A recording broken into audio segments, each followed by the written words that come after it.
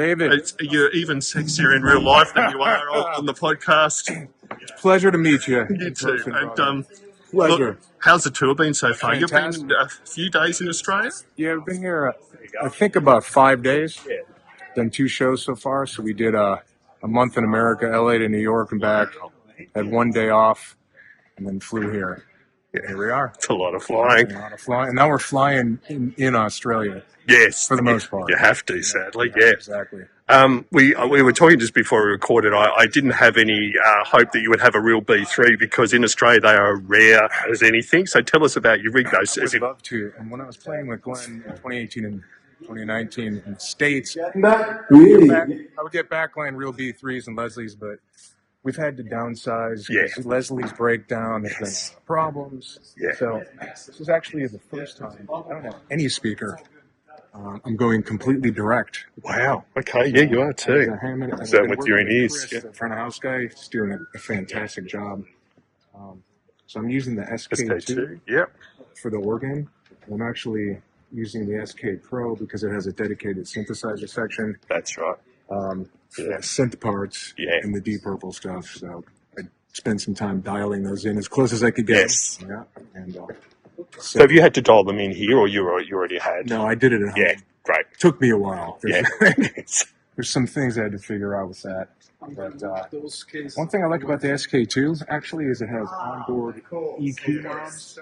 It's all good. Onboard overdrive knob. Yeah, which is important. It's way too convenient. You kind of have to sign it to the mod wheel, stuff like that. So just for this particular show, that's very efficient for me. That's right.